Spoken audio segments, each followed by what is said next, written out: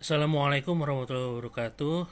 Eh, saya Ahmad Fauzi. Kebetulan saya saat ini adalah Kepala Departemen Ilmu Bedah di Fakultas Kedokteran Universitas Jenderal Sudirman Purwokerto. Terima kasih sudah diundang oleh panitia dari Basic Emergency Simulation and Training Workshop yang diselenggarakan oleh eh, kegiatan kemahasiswaan hospital dari Fakultas Kedokteran Universitas Jenderal Sudirman. Ya. Pada kesempatan ini saya akan berbagi wawasan mengenai kegawat daruratan, luka terbakar, dan kelola pra rumah sakit. Jadi kita samakan dulu ya, tujuannya dari sesi ini adalah nantinya kita jadi sama-sama tahu macam-macam luka bakar dan sejenisnya ya. Kemudian memahami proses penyakit atau patofisiologi yang penting, kemudian mengelola kelola seperti apa yang ideal ya, mengulas kelola seperti apa yang tidak pas untuk kita bisa hindari nanti ya, kalau kita bertemu dengan kasus seperti ini. Sebelum kita mulai ya, yang namanya luka terbakar itu ada 8 jenis luka yang memiliki karakter lokal maupun sistemik yang mirip ya. Ada yang karena api ya, combustion, ada yang karena cairan panas ya, bakunya namanya scald kalau di textbook. Kontak dengan benda bersuhu tinggi ya, thermal burn wound, kontak dengan benda bersuhu dingin atau frostbite, kontak dengan bahan kimia atau chemical burn wound, kontak dengan listrik atau petir electric burn wound, terpapar oleh radiasi, dan kejadian ledakan atau blast injury. Itu mekanisme cederanya kurang lebih sama ya. Jadi pengelolaannya juga kurang lebih sama. Untuk penyebab terbanyak memang karena api ya, karena kebakaran ya, diikuti dengan kontak dengan cairan panas ya, kontak dengan benda bersuhu tinggi, kimia, kemudian baru listrik ya. eh, Situasi saat kejadian itu yang terbanyak adalah random ya atau acak ya, diikuti dengan kejadian di kecelakaan kerja, kejadian di kecelakaan rekreasi, tindak kekerasan ya, dan lain-lain. Lokasi kejadian tersering di rumah ya, 75% kejadian di rumah. Kemudian diikuti kejadian di tempat kerja, di tempat rekreasi ya, public places, tempat umum, dan lain-lain. Nah, hal dasar yang penting difahami ya, dalam masalah luka terbakar ini adalah untuk praktisi medis dan para medis, bagaimana kita nanti bisa menentukan derajat luka terbakar ya, kedalaman rusaknya lapisan jaringan secara cepat, tepat, dan cermat ya. Nanti kita akan bahas tuh. Derajat 1 hanya epidermis yang rusak, derajat 2 epidermis dan sebagian dermis, derajat 3 seluruh ketebalan kulit ya, epidermis dan seluruh dermis, derajat 4 subdermis ya, di bawah dermis, di bawah lapisan kulit ya, jadi fasia, otot, tulang, dan sebagainya. Kemudian juga menentukan berapa proporsi luas luka sebagai penentu nanti berapa kira-kira volume cairan intravaskular yang hilang, yang nantinya mesti diganti, disubstitusi. Kemudian untuk awam, yang penting adalah bagaimana identifikasi dan pengelolaan pertama di TKP ya.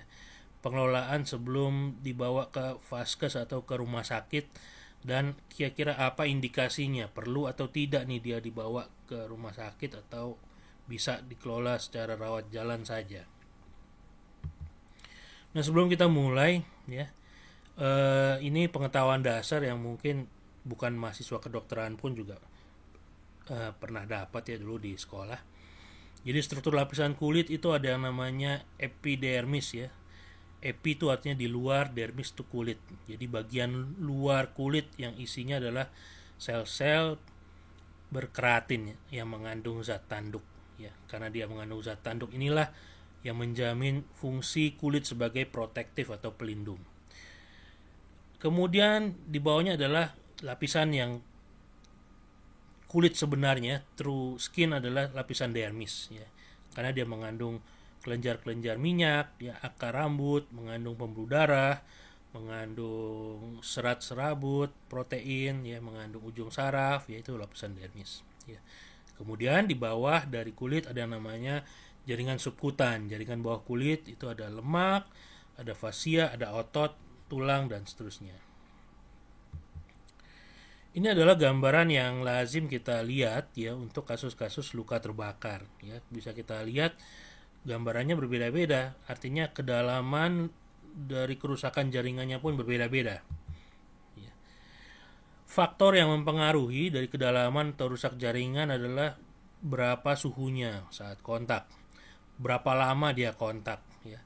Kemudian kualitas dari pembuluh darah penyuplai jaringan tubuh yang terkena ya. Dan ada hal-hal khusus, misalnya pada anak dan lansia itu ketebalan kulitnya lebih tipis daripada dewasa muda yang seumuran kita-kita. Kemudian ada pedoman fisis tertentu ya mengenai kerusakan jaringan dan hubungannya dengan suhu ya. Pada suhu kurang lebih 44 derajat Celcius itu adalah suhu di mana energi kalor bisa merusak jaringan ya. Pada suhu tersebut ya, jika kontinu durasi kontaknya selama 6 jam ya, maka kerusakan jaringan mulai terjadi ya. Pada suhu yang lebih tinggi 60 derajat Celcius ya, itu kerusakan bisa terjadi langsung, sangat segera, dalam 1 detik bisa terjadi ya. 60 derajat itu kira-kira suhu air pas matang ya, yang ketelnya mulai bersiul-siul, nah itu 60 derajat Celcius ya. Itu kalau kena itu juga jaringan berarti bisa langsung rusak. Kemudian ya, khusus ya pada kondisi air panas atau cairan panas ya, pada saat dia 60 derajat Celcius ya berkontak dengan kulit, maka seluruh lapisan sampai dermis itu bisa langsung rusak dalam tempo 5 detik ya. Kalau suhunya lebih rendah ya mungkin 30 detik ya, kalau dia 55 derajat Celcius. Kalau 50 derajat Celcius ya kira-kira suhunya ya 5 menitan ya. Jadi ini membuktikan bahwa tidak antara tingginya suhu dengan kerusakan jaringan itu juga dipengaruhi dari berapa tingginya suhu dan energi kalor yang dilepaskan dengan kesegeraan atau kecepatan seberapa dini dia bisa merusak jaringan. Ini adalah bagan yang menunjukkan derajat kedalaman kerusakan jaringan ya, atau disebut derajat atau grading ya. Normal ya, kulit sehat itu pada saat dia berkontak ya dengan suhu tinggi pada waktu beberapa saat, itu biasanya rusak lapisan pertama itu adalah epidermis derajat 1 ya. Kemudian kontak makin lama atau suhu makin tinggi, makin dalam ya, sebagian dermis juga ikut rusak jadi derajat 2. Kemudian berlanjut lagi bisa derajat 3, seluruh dermis, seluruh lapisan kulit rusak. Bahkan bisa sampai derajat 4 ya, sampai ke fascia, otot, dan tulang. Luka derajat 1 itu dikatakan bila hanya mencakup lapisan epidermis ya, yang lapisan terluar. Kalau di buku dikatakan ya, atau Anda Google ya, dikatakan tandanya adalah kulit yang warnanya kemerahan ya, dan sensasi nyeri ya. Tapi ini berlaku hanya pada orang yang berkulit putih ya. Kalau yang orang berkulit gelap ya, kayak bangsa kita ya, maka tanda klinisnya adalah warnanya lebih gelap dibandingkan warna sawo matang atau warna kuning kecoklatan dari kulit normalnya ya. Jadi yang seperti ini kita mesti aware ya, kita mesti waspada ya, bahwa tidak semua yang kita baca itu pas ya dengan kita ya. Jadi kalau di kulit orang bangsa kita warnanya lebih gelap ya, Tandanya derajat 1 adalah warnanya saja, diskolorasi namanya ya. Eh, Sifat kulit lainnya masih sama ya, lembut, lembab, elastis, suhunya masih hangat ya. Ini penting karena nanti ada derajat 3 yang warnanya hitam ya, kulitnya mati, jaringan bawah kulitnya juga mati, itu juga warnanya hitam, bukan gelap, hitam ya, tapi dia keras, dia kering, kaku, dingin, itu mesti dibedakan. Derajat 1 itu sembuh spontan dalam 1 sampai 3 minggu ya. Kalau kita mau lebih dalam sedikit ya, karena epidermis itu isinya adalah sel-sel yang membelah diri secara mitosis spontan ya. Jadi ada daur hidup selama 28 hari dan ini selnya beratus-ratus lapis. Jadi kalau epidermis saja yang rusak ya, dia akan segera melakukan regenerasi spontan ya. Tidak harus bergantung dari suplai dari bawah, dari kulit yang di bawah, tidak tergantung suplai vaskular, tidak tergantung suplai mediator peradangan ya. Ini kalau derajat 1 epidermis ya, regenerasinya spontan. Artinya luka yang derajat 1 kayak misalkan kena uap panas, kena uap rice cooker ya, itu tidak usah diapa-apain juga, dalam 1 sampai 3 minggu dia akan pulih sendiri. Kemudian luka derajat 2 itu bila rusaknya lapisan kulit mencakup epidermis dan sebagian dari dermis ya. Tanda klinis yang khas adalah adanya lepuh atau bula ya, itu yang dua yang lebih dangkal ya. Kalau kerusakannya lebih dalam itu kulitnya sampai terkelupas ya, kulit matinya sampai terkelupas. Luka dengan kehilangan sebagian dermis atau derajat 2 ini dia masih bisa sembuh spontan dalam 1 sampai 3 minggu. Kenapa? Karena ada bantuan dari sel-sel epitel yang tadinya dari epidermis. Kalau kita lihat di bagian ini ya, epidermis yang warnanya kuning berbintik-bintik hijau itu ternyata punya meneruskan ya ke appendages ya, atau ke unsur-unsur di dermis, yaitu di kelenjar dan di folikel rambut. Nah, epitel dengan potensi beregenerasi spontan inilah yang nanti membantu daya regenerasi dermis. Luka dengan lebar di atas 5 cm juga masih bisa menyembuh, tapi potensinya parut ya. Jadi idealnya ya kalau luka derajat 2 kira-kira 5 cm saja yang dia bisa menyembuh dengan baik, karena laju pertumbuhan atau regenerasi epitel ya, secara lateral atau menyamping itu 1 mm per hari per tepi luka. Nah, ini adalah luka derajat 2A ya. Ini yang namanya lepuh atau bula ya, atau di textbook namanya blister ya. Jadi saat suhu cukup tinggi untuk merusak lekatan antara membran basal ya dengan epitel epidermis, tapi belum cukup kuat untuk memutus ikatan protein antar epitel, maka yang terjadi adalah epidermis terangkat terlepas dari perlekatannya di dasar dermis, dan celah diantaranya terisi oleh eksudasi. Makanya jadi ada lepuh. Di atasnya adalah jaringan kulit ari ya, kulit yang mulai kompromis ya, terlepas mengambang dari dasarnya dan diisi oleh cairan eksudasi ya. Nah, contoh-contoh itu derajat 2 ya dengan lepuh. Kalau derajat 2B itu terkelupas ya. Nah, saat kontak lebih lama ya, rusak atau hilang satu lapisan utuh epidermis dan sebagian dermis ya, maka terjadi yang 2B ya. Maka terkoyaklah ya kulit yang kompromis yang di atas ya.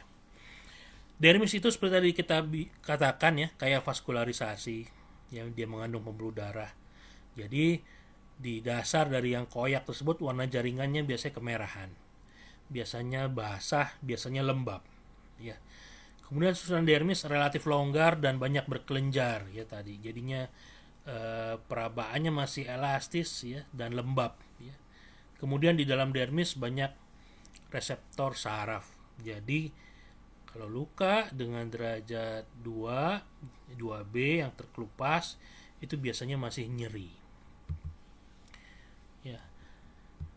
Kalau derajat 3 itu sudah meliputi seluruh kedalaman lapisan kulit sampai dermis, ya. Energi kalor itu mencapai lapisan lemak sampai buyar, sampai dia mencair, melting, menguap. Jadi lemak biasanya kita nggak ketemu, langsung ketemu fascia atau pembungkus otot, ya. Tidak dijumpai rasa nyeri lagi kalau udah derajat 3 karena no dermis, no nerve receptor, no nerve end, ya. Dermisnya udah rusak, ya, udah punah, ujung saraf juga udah nggak ada, ya, yang membuat penerimaan dari persepsi kan ujung saraf, bukan serabut sarafnya, ya. Jadi dia tidak merasa nyeri lagi, ya. Eh, Tidak ada dermis, tidak ada vaskularitas, berarti dia pucat, perabaannya dingin, ya. Kemudian ada perabaan permukaan yang kaku dan keras seperti papan. Ya, ini yang khas yang namanya eschar, ya. Denaturasi atau koagulasi protein dermis, ya, dan fascia sehingga menjadi keras, ya.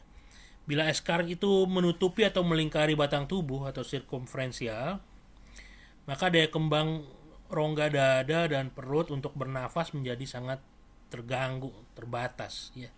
Jadi nafas jadi susah dan itu menjadi bahaya. Jadi kalau kita dapat eschar yang melingkar, ya seperti ini, ya, keras, ya, menjerat, ekspansi dari nafas dada maupun nafas perut, ya, mau gak mau kita harus iris, ya, sampai menjadi normal kembali daya ekspansinya, ya. Ini eschar yang dilakukan irisan, ya. Eskarnya dilakukan tomi, namanya eskarotomi. Kemudian ini luka derajat 4, ya, yang jauh lebih di bawah lagi, biasanya sampai terlihat otot atau terlihat tulang, ya. Nah, hati-hati membedakan warna gelap pada luka epidermis, ya, yang derajat 1 dengan warna hitam nekrotik luka derajat 3, ya. Nekrotik itu hitam, bukan lebih gelap, ya. Hitam sehitam-hitamnya lah, ya. Kemudian kisut atau ciut, ya, dingin, keras, kaku, dan kalau kita periksa turgor, ya, kita pencet, ya, itu sudah tidak ada turgornya, ya, tidak ada perubahan, ya.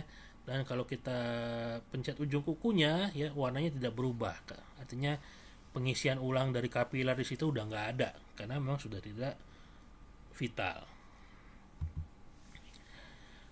Kemudian seringkali juga kita bertemu dengan kondisi penyerta yang namanya trauma inhalasi, ya. Jadi akibat paparan terhadap suhu tinggi dan produk toksik dari pembakaran, ya, maka ada suatu keadaan yang disebut trauma inhalasi, ya. Karena pembakaran berarti ini hanya terjadi khas pada luka karena api, bukan karena air panas, bukan karena listrik, ya. Mungkin pada ledakan masih bisa terjadi, ya. Tapi ini ingat bahwa ini terjadi karena produk toksik dari pembakaran, ya, dari hasil dari combustion, ya. 50% kematian pada kasus kebakaran rumah dan gedung adalah karena trauma inhalasinya, ya, karena masalah pernapasannya, ya. Jadi karena ada substitusi kompetitif karbon monoksida hasil pembakaran ini untuk terikat pada hemoglobin, ya, maka hemoglobin yang rutinnya berikatan dengan oksigen menjadi terganggu, oksigenasi menjadi menurun, ya. Kemudian daya vitalitas sel dan jaringan pun lambat laun makin berkurang, ya. Ini yang tadi kita sebutkan, ya. Jadi afinitas atau kemesraan dari karbon monoksida dengan hemoglobin itu 210 kali lebih kuat, lebih lengket dibandingkan hemoglobin dengan oksigen. Jadi artinya karena lengket dia susah sekali melepas diri, ya. Kalau tidak melepas diri, oksigen mau kemana? Transport oksigen, ya, ke sel dan jaringan kan harus dibawa oleh hemoglobin, ya. Jadi ini adalah patofisiologi dari trauma inhalasi. Mendiagnosis ini biasanya kita curiga saat ada cerita pasien berada pada kebakaran ruang tertutup. Kemudian kita bisa lihat ada luka terbakar pada wajah rambut-rambut wajah maupun rambut kepala yang ikut terbakar, ada jelaga ya, ada jejak karbon ya, bintik-bintik hitam ya di wajah, di saluran mukosa atau selaput lendir di daerah mulut ya, itu kita curiga tuh ada trauma inhalasi pada pasien.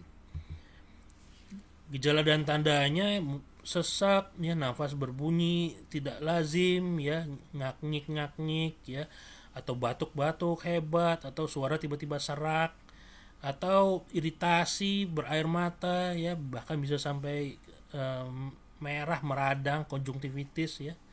Kemudian dari kesadaran kadang dia bingung, cemas, disorientasi. Kenapa? Karena hipoksia, kurang oksigen. Kemudian kalau kita lihat ya, riak atau sputumnya ada bintik jelaga ya, hitam-hitam. Kemudian sangat produktif ya, hipersekresi, bronkusnya ya, saluran napasnya sangat berair ya, bronkorea. Dan tadi kita bilang ya, rambut, wajah, dan kepala terbakar ya, mengandung banyak jelaga. Itu adalah gejala dan tanda kita harus curiga ada trauma inhalasi. Yang kita takutkan adalah ini ya, keracunan karbon monoksida. Kenapa? Karena ini menyebabkan gangguan neurologis ya, dari mulai yang paling ringan ya, asimptomatik ya, sampai bisa terjadi koma ya, di atas 60% karbon monoksida dengan hemoglobin COHB itu bahkan bisa menyebabkan kematian.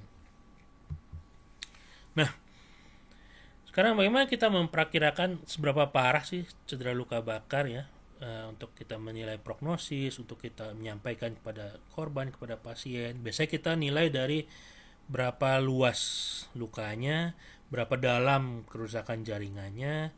Nanti juga faktor usia berpengaruh ya, anak kecil biasanya lebih berat prognosisnya, orang lansia lebih berat ya, komorbiditas ya, penyakit penyertanya ya, ada trauma inhalasi atau enggak, ada kencing manis atau enggak, orang-orang dengan penyakit jantung, penyakit paru sebelumnya pasti lebih berat prognosisnya atau perakiraan kesembuhannya ya.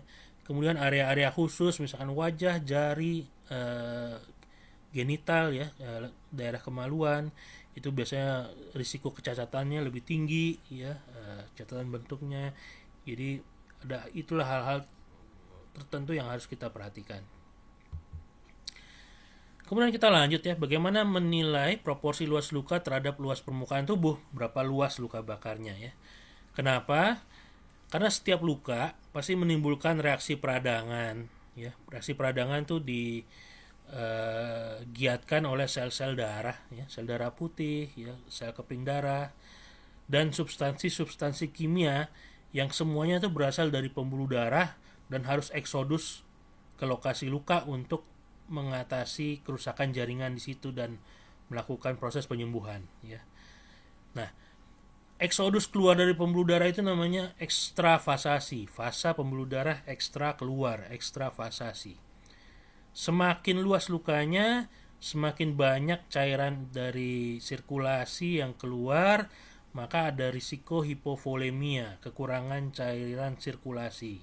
Dan inilah patofisiologi yang memberatkan pada luka bakar, adalah kondisi renjatan atau shock hipovolemia, kekurangan cairan sirkulasi yang nantinya akan menurunkan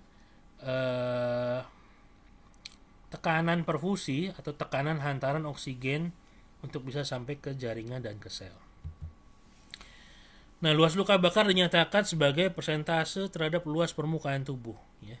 Pada penderita dewasa, perhitungan proporsi luas luka disesuaikan dengan the rule of nines dari Wallace ya, seperti terlampir ya. Seluruh kepala, depan, belakang, leher 9%, dada 9%, perut 9%, lengan kanan atas bawah 9%, lengan kiri atas bawah 9%, dan seterusnya ya. Sisanya adalah perineum dan genitalia eksternal 1% ya. Perineum dan genitalia eksternal 1%. Yang lain-lainnya terkait dengan angka atau kelipatan 9. Nah, karena pada tumbuh kembang anak terdapat variasi proporsi volume kepala terhadap volume tubuh keseluruhan, maka rule of nines itu menjadi tidak bisa diaplikasikan pada pasien anak, ya. Bayi itu punya volume kepala yang relatif lebih besar dibandingkan anak yang lebih tua usianya dibandingkan dengan keseluruhan dari posturnya, ya. Jadi yang seperti ini menjadi rumit, ya. Karena itu anak punya diagram khusus yang namanya tabel Lund dan Broder. Tapi kedua metode yang tadi itu saya pribadi nggak pernah saya pakai saklek, ya, karena dia tidak menghitung eksak tepat berapa luas luka bakarnya. Padahal angka pasti berapa persennya itu penting buat saya menghitung berapa cairan yang harus masuk kalau ada gangguan hemodinamik, ya. Saya lebih senang pakai Palmar method, ya. Jadi 1% kira-kira luas telapak tangan dari penderita. Jadi permukaan satu telapak tangan dari si pasien yang dikatupkan dirapatkan jari-jarinya itu menurut penelitian angkanya adalah 0,8% dari luas total permukaan tubuhnya. Jadi ya sama teman lah, jadi dianggap 1%. Ya. Nah, itu adalah tadi basic, ya, atau dasar-dasar yang penting diketahui dulu sebelum kita bicara mengenai kasus luka terbakar. Sekarang kita mulai masuk nih ke dalam kasus luka terbakarnya. Kalau kita bertemu dengan kasus seperti ini kita mau ngapain, ya? Ini penting tidak hanya buat kita yang di medis atau paramedis, tapi juga untuk halayak umum, ya, teman-teman yang bukan dari medis paramedis. Ini sangat penting untuk tahu, ya, karena kejadian ini bisa terjadi di mana saja, mungkin di lingkungan sekitar kita bisa kejadian, ya, yang kita bisa bantu kalau kita tahu ilmunya secara baik. Yang paling penting tentu adalah pencegahan, ya, gimana nanti menyiapkan lingkungan yang aman dari risiko terbakar, ya. Kemudian kalau sudah terjadi ada nahas, apes, ya, ada kejadian seperti ini, ya, prinsipnya adalah lepas, ya, sejuk, balut, dan dokter, ya. Lepaskan dan jauhkan diri dari kontak, ya. Sejukkan daerah terluka dengan air mengalir 20 menit, ya. Balut, ya, dan sebelum 8 jam, ya, temui dokter terdekat, ya. Kenapanya nanti kita bahas. Pencegahan, ya, yang paling penting adalah kalau di household injury yang paling sering adalah anak terkena cairan panas, ya. Jadi untuk itu, ya, 75% katanya, ya, kasus luka bakar atau trauma sejenis pada anak adalah karena ini, ya. Jadi bisa dicegah ini, ya. Jangan letakkan wadah berisi cairan panas di lantai, ya, taruh di meja dengan jarak kurang lebih 2 cm dari tepinya. Anak-anak jangan dibiasakan main-main ke dapur. Jangan main petasan, ya, karena nanti cedera karena main petasan itu tidak akan ditanggung oleh BPJS karena termasuk kegiatan membahayakan diri sendiri. Kasih pelindung pada stop kontak, ya. Jangan kayak orang jadul masih hari begini masih bakar sampah, ya. Orang primitif tuh yang masih bakar sampah, ya. Kenapa? Nanti bukan hanya polusi, boleh jadi nanti anak-anak akan tersambar api bakarannya atau sekamnya yang masih panas, ya. Dan simpan baik-baik cairan kimia berbahaya di dalam lemari yang terkunci, ya. Itu adalah pencegahan, ya, untuk household injury. Kemudian untuk dapur yang aman, ya, biasanya terkait, ya, dengan kecelakaan karena kompor atau gas, ya. Jadi pastikan kompor dan instrumennya semua produk yang standar, ya. Kemudian tabung gas itu diposisikan di ruang bebas tanpa kompartemen tertutup, ya, karena kalau nanti meledak nanti jadi blast injury, high pressure injury, ya. Teratur periksa kondisi kompor, regulator, konektor, dan lain-lainnya. Dan jangan beraktivitas di dapur dengan pakaian yang bagian kainnya melambai-lambai, karena nanti kalau kena api, ya, atau nyangkut di wadah isi cairan panas, Anda akan celaka. Sekarang itu tadi pencegahan, ya. Sekarang kalau udah kejadian, ya, pertama-tama jauhkan dari sumber penyebab cederanya, ya. Padamkan api di pakaian korban dengan siraman air atau jatuhkan, gulingkan penderita di permukaan tanah, ya. Kalau di textbook namanya stop, drop, and roll, ya. Pada kejadian tersetrum listrik, putus kontak korban ke sumber arus listrik dengan bantuan isolator. Jangan pakai tangan kita sendiri, ya. Pakai sarung tangan karet mungkin boleh, ya. Atau kalau nggak ada, ya, kita ayunkan atau kita sabutkan kayu yang kering, ya, atau bambu yang kering atau apa, gitu, supaya dia terlepas dari antara tangannya dengan kabel yang terbukanya, ya. Kemudian buka pakaian penderita dan paparkan secara terbuka untuk menyingkirkan potensi cedera termal dari suhu pakaian yang masih panas, ya, yang karena terbakar. Sekaligus memudahkan kita buat lihat lukanya seberapa banyak, seberapa dalam, ya. Sebagai gantinya kita selimuti penderita dengan kain atau selimut yang dikondisikan lembab, ya, bukan basah, ya. Jadi dibasahin, kemudian kita peras, ya, lembab, ya, untuk cooling effect, ya. Luka terbakar derajat 1 tadi sudah kita bahas, ya, itu minor burn, ya. Sedangkan yang derajat 2 itu nyata ada kerusakan kulitnya, ya. Jadi jika pada penderita ada kulit dengan lepuh atau kulit terkelupas dengan jaringan terbuka yang tadi, ya, basah, lembab, kemerahan, itu artinya derajat 2, ya. Itu segera antisipasi kita untuk mencari pertolongan medis di vaskes, ya. Kecuali kalau derajat 1 mungkin bisa menyembuh spontan, tapi kalau udah kelihatan di derajat 2 langsung pikirkanlah kita untuk membawanya ke vaskes. Sejukkan kulit yang terbakar di bawah air mengalir, ya, yang sejuk selama 20 menit, ya, tujuannya buat cooling, ya. Atau alternatifnya direndam, ya, di baskom, ya, dengan air yang sejuk, ya, kurang lebih sama, ya, 20 menit. Lepaskan perhiasan seperti cincin, gelang, ya, jam tangan misalkan, karena luka terbakar selalu berpotensi bengkak.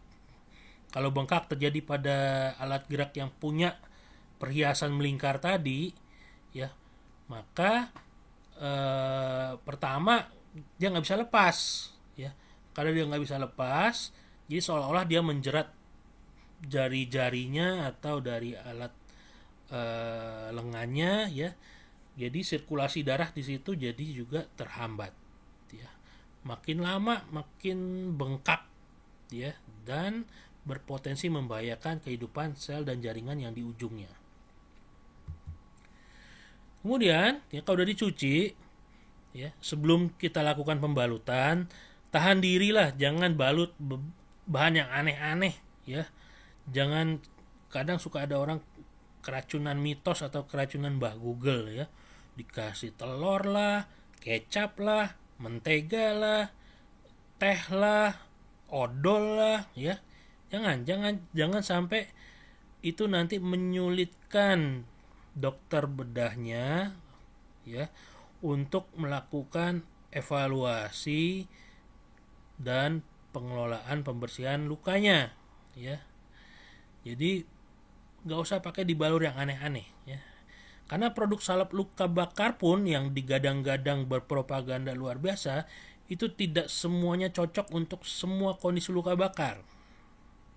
Ya, nanti kita bahas, ya.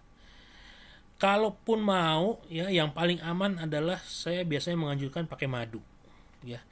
Madu itu menghambat pertumbuhan bakteri, memberi kelembaban yang baik, tidak lengket, tidak meninggalkan kerak, tidak beraroma, mudah didapat, ya. Di apotek ada, toko obat ada, minimarket 24 jam ada, dan murah, ya.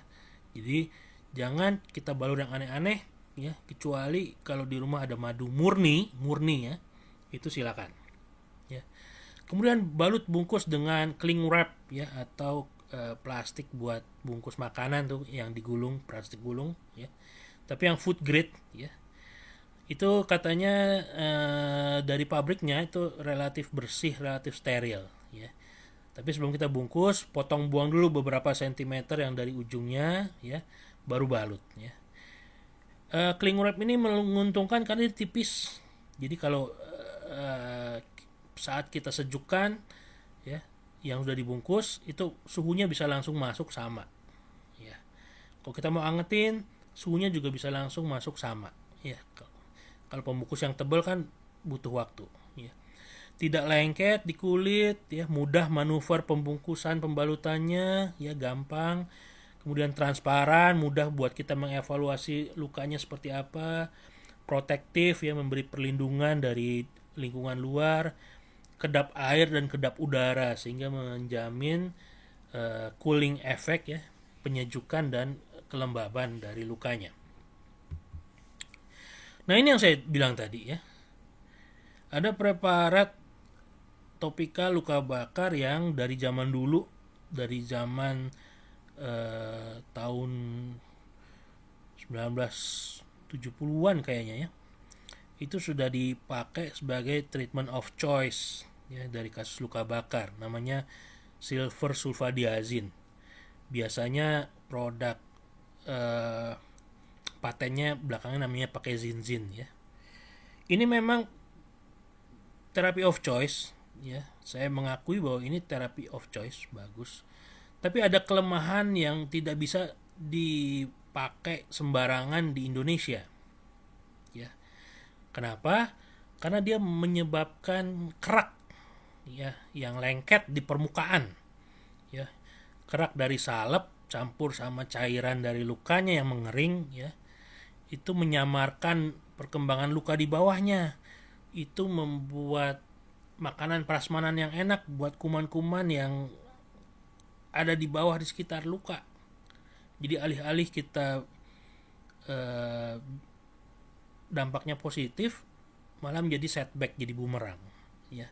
Kalau di luar negeri ini therapy of choice karena tiap 3 hari sekali mereka bisa mengikis ini di kamar operasi 2-3 hari sekali. Pemakaian yang benar adalah tiap 2-3 hari sekali ini dibawa ke kamar operasi, dikikis keraknya, begitu lukanya udah kelihatan baru dibalur lagi. Tapi kalau di Indonesia mana mungkin 2 hari sekali masuk kamar operasi, mau punya pohon duit juga nggak mungkin ya. Akibatnya orang Indonesia pakai ini, yang pertama luka dikasih salep, besoknya kerak salep dipakein salep, besoknya kerak salep yang menutupi kerak salep kita salepin lagi, dan seterusnya. Akhirnya jadi makin tebal. Akibatnya penyembuhan luka di bawahnya makin gak jelas. Akibatnya kalaupun tertutup baik, akhirnya jadi parut yang jelek. Nah itu, makanya tadi saya bilang, bahkan sebuah produk yang nyata-nyata efektif untuk luka bakar tidak bisa sembarangan buat dikasih kalau nggak tahu ilmunya. Sekarang kapan nih kita harus bawa korban atau penderita ke rumah sakit ya, atau indikasi untuk dialihkan ke vaskes ya, fasilitas kesehatan. Gambar ini mudah-mudahan cukup informatif ya, buat Anda bisa jadi ingat terus ya. Jadi kalau luka derajat 2 di atas 10% pasti ada kehilangan cairan untuk ekstravasasi yang cukup, pasti ada kehilangan cairan sirkulasi yang cukup ya, pasti nanti tensi nadinya juga jadi ada perubahan, bergejolak ya. Nah yang seperti itu berarti mau nggak mau harus Anda bawa itu pasien ke rumah sakit ya. Jadi derajat 2 di atas 10% harus rumah sakit. Kemudian derajat 3 mau berapapun luasnya harus ke rumah sakit. Kenapa? Seluruh lapisan kulitnya sudah hilang. Artinya kita harus memberikan pengelolaan yang optimal untuk penyembuhan dan regenerasi dari jaringan kulitnya. Gak akan mungkin itu dikelola dengan berobat jalan ya, menyembuh spontan gak akan mungkin ya. Kemudian pasien-pasien anak atau lansia ya, itu jangan ambil risiko, harus bawa aja ke rumah sakit. Karena anak pasti nanti terkait dengan bagaimana pengelolaan lukanya yang baik yang harus kita ajarkan dulu sama orang tuanya. Lansia biasanya punya banyak komorbid, penyakit-penyakit penyerta yang udah ada sebelum dia kejadian, ya. Jadi anak dan lansia bawa aja ke rumah sakit.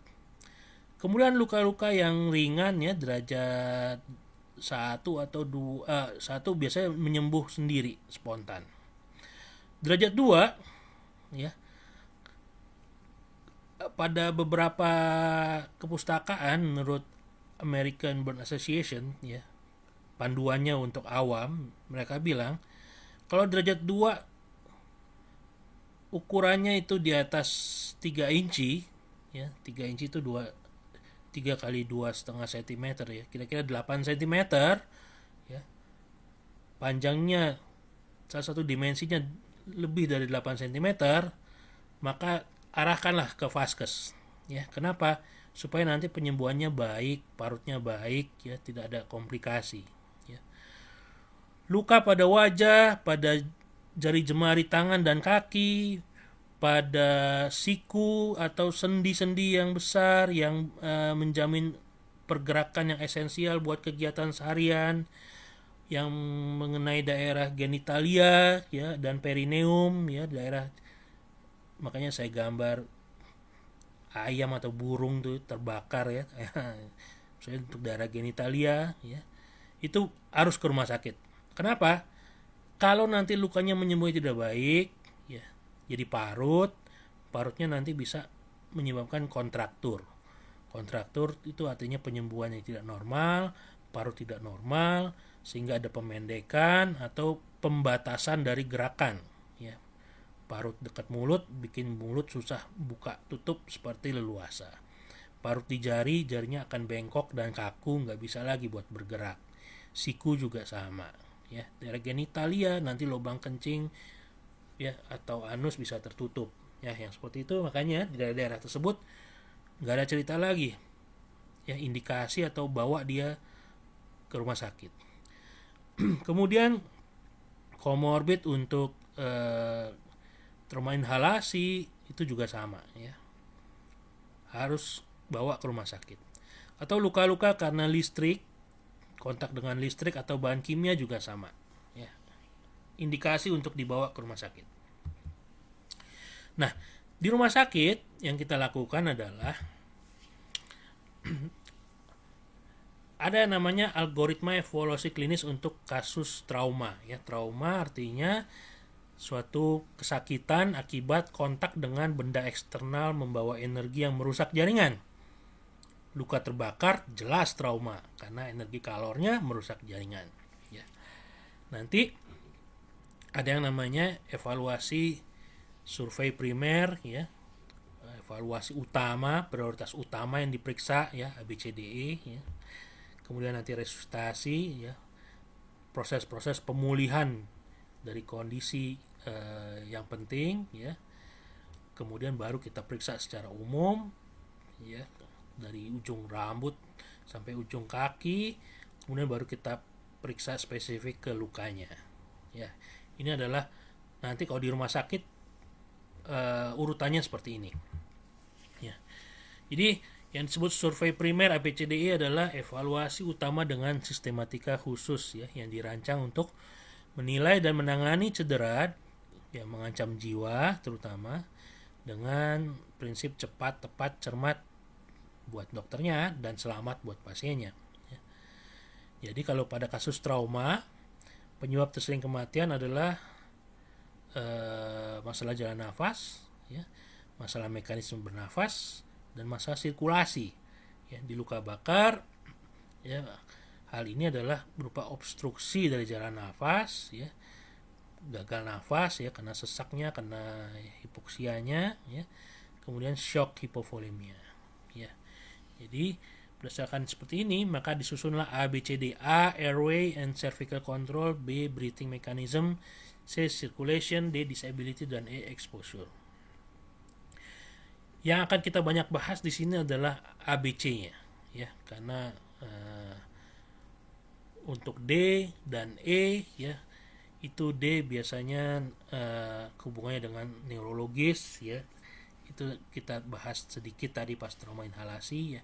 Exposure biasanya nanti terkait dengan pas saat kita menilai luas lukanya juga ada sekalian menilai exposure. Dan semuanya itu dilakukan simultan, berkesinambungan, berjalan hampir barengan ya. Jadi bukannya A dulu, terus B dulu, terus C dulu, enggak ya. Itu kalau bisa rentang waktunya hampir bersamaan ya.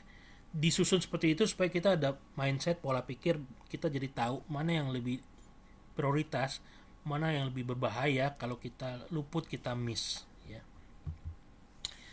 Jadi airway management itu adalah buka saluran napas ya.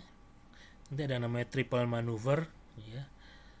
Tilt head ya, miringkan kepala ya, hiperekstensikan, dengan pergelangan tangan operator menekan bagian puncak kepala supaya lebih rendah. Kemudian jaw thrust ya, dorong rahangnya dengan telapak tangan menjauhi operator untuk dimudahkan buka mulutnya, dan buka mulutnya ya, open mouth ya. Airway management yang pertama adalah buka ya dengan triple maneuver.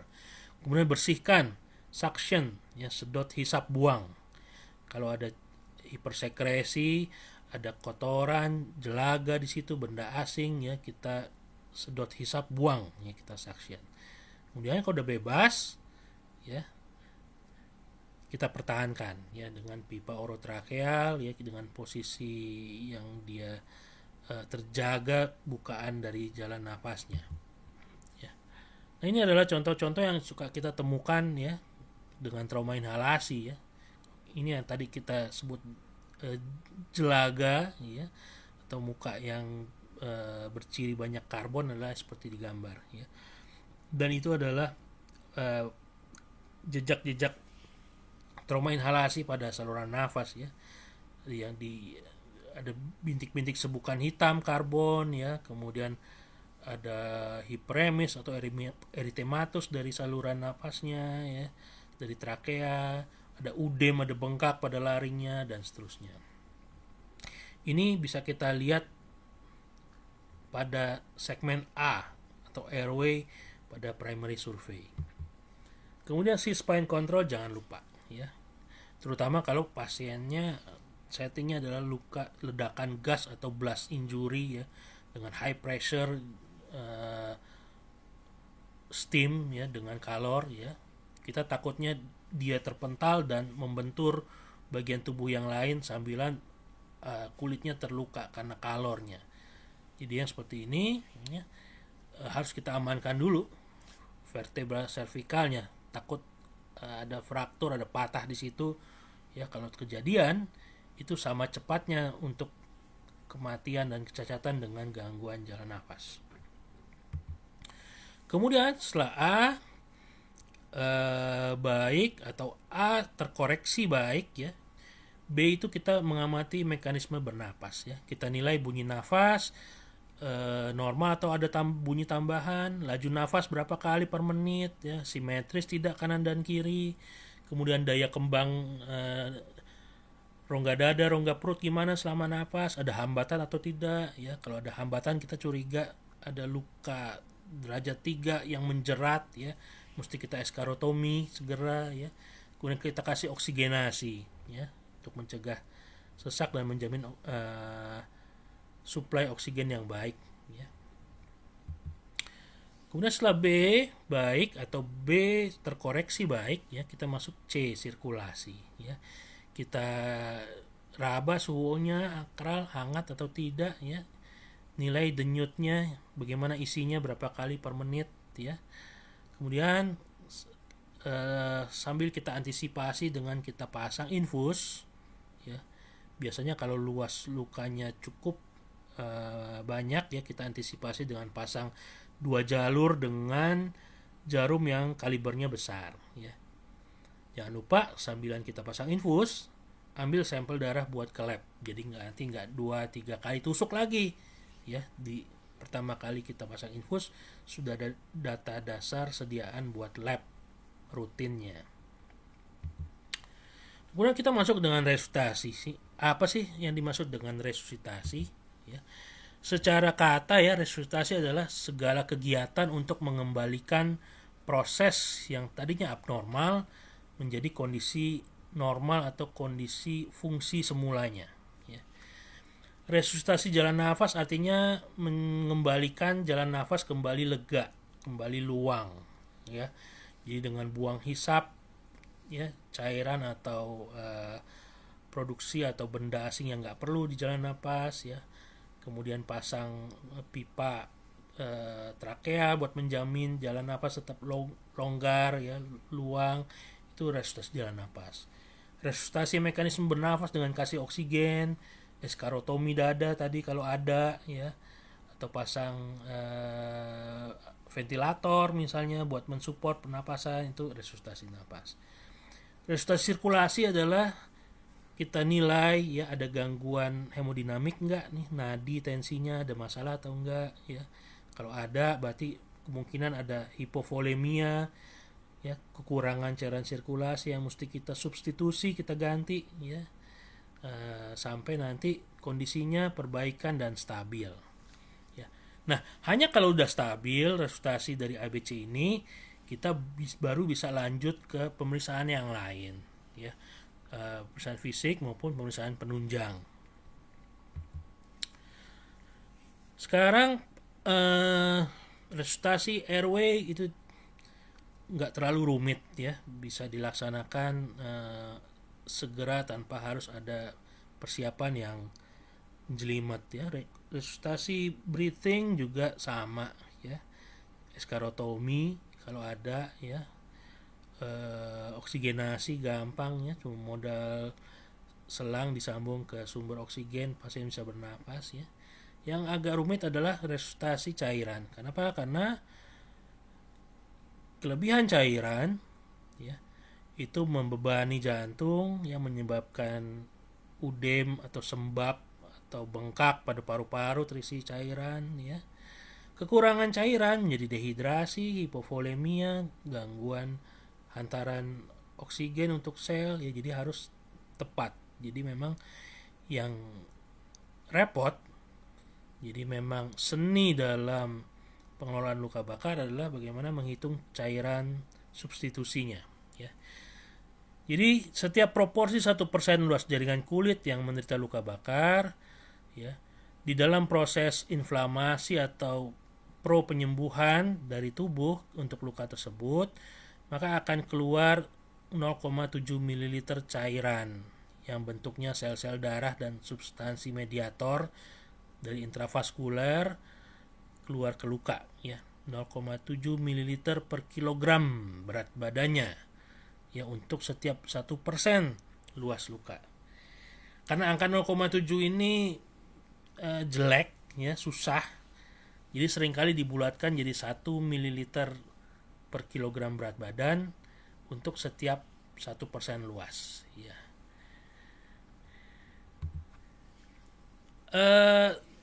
Charles Baxter, ya, seorang dokter bedah plastik tentara, ya, di Amerika tahun 1968, dia meneliti cairan apa sih kira-kira yang pas nih, ya, buat substitusi cairan pada luka bakar. Dari telaahnya dia tak mengamati bahwa dalam 24 jam pada kejadian luka bakar itu pembuluh darah kapiler itu relatif bocor. Bocor artinya dikondisikan untuk menjamin sel-sel darah itu bisa mudah keluar menuju luka, ya, bocor dalam tanda kutip, ya. Nah, dalam kondisi begitu maka kalau kita masukkan cairan substitusi ke kompartemen intravaskuler dengan kondisi bocor, maka pastikan sebagian akan keluar dari pembuluh darah, hanya sebagian yang bertahan masuk beredar di sirkulasi, ya. Jadi beliau membuat studi dengan berbagai macam cairan, akhirnya dia menemukan bahwa kalau cairan ringer laktat itu bertahan maksimal sepertiga, ya, 2/3 keluar, bocor, ya. NaCl 0,9%, ya, larutan salin itu bertahan maksimalnya cuma 1/5, 4/5-nya keluar, bocor. Dextrose 5% yang mengandung gula, ya, yang dulu sering dipakai buat menambah juga buat nutrisi, ya. Ternyata bertahan maksimal cuma 10%.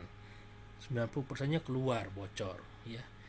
Ya pada akhirnya yang paling mendekati punya sisa di sirkulasi yang paling banyak adalah RL, Ringer's Lactate. Makanya terapi cairan pada luka bakar pilihannya adalah cairan Ringer's Lactate karena butuh volumenya lebih kecil dibandingkan kalau harus infusnya dengan NaCl, ya, dibandingkan dengan dextrose, ya.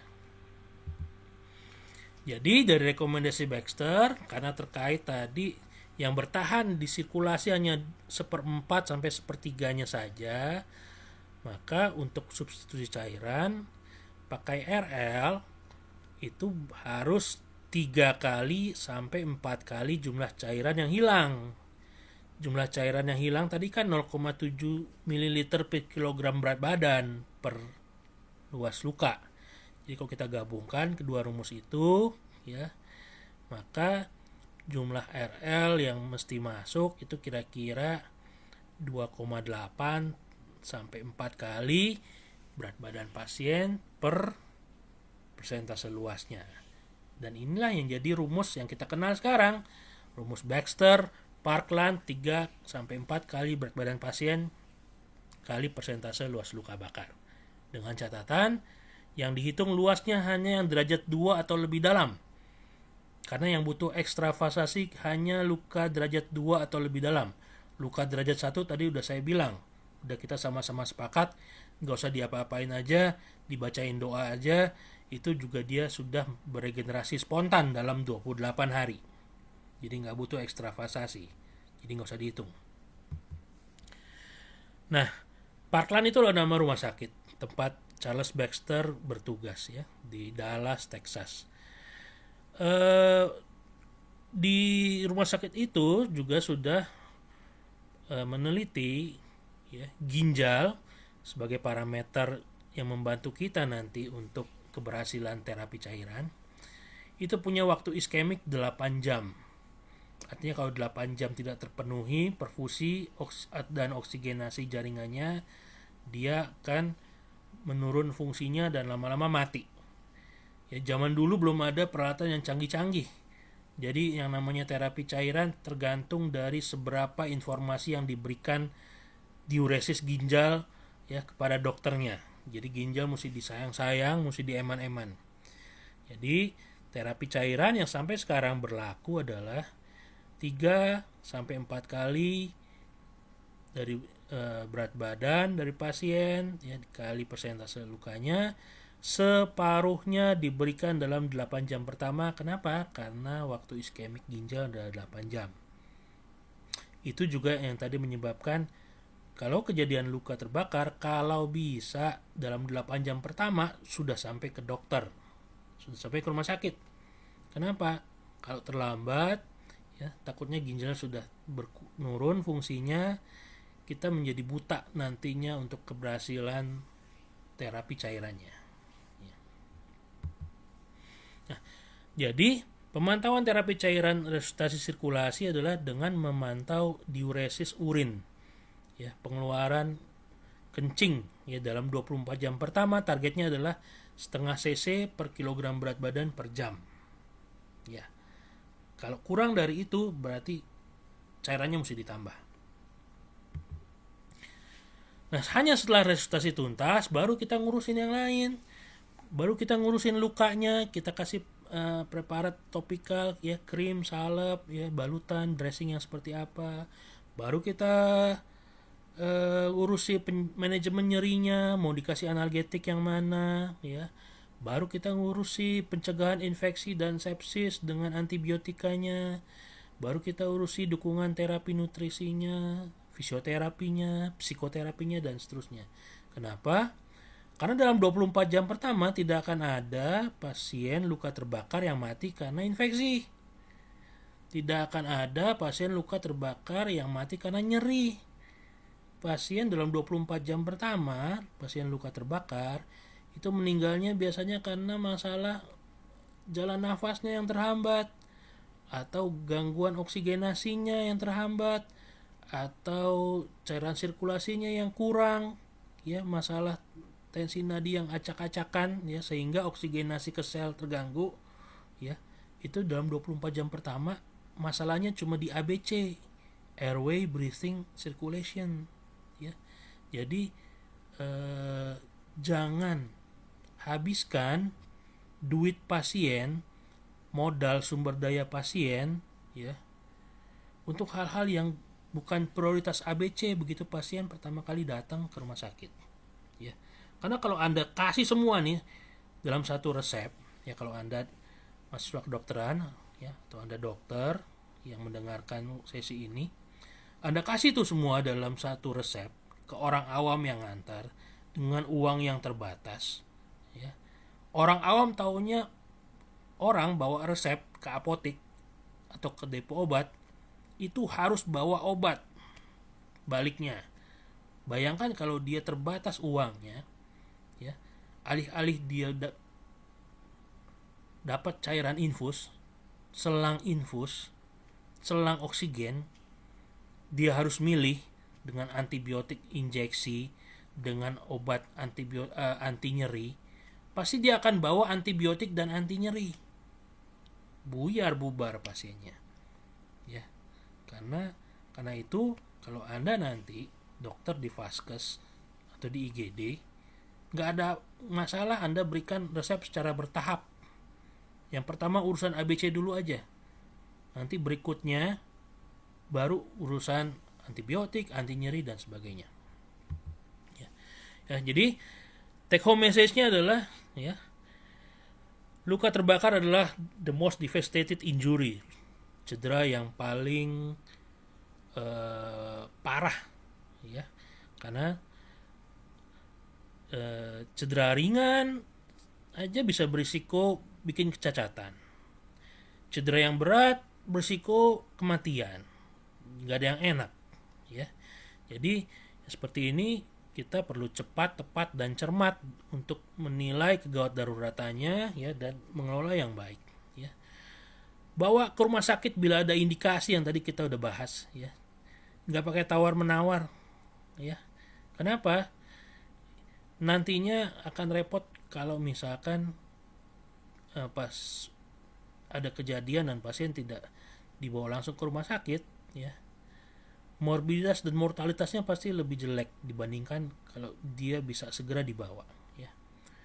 Kemudian primary survey ABC wajib dikuasai praktisi medis dan paramedis ya.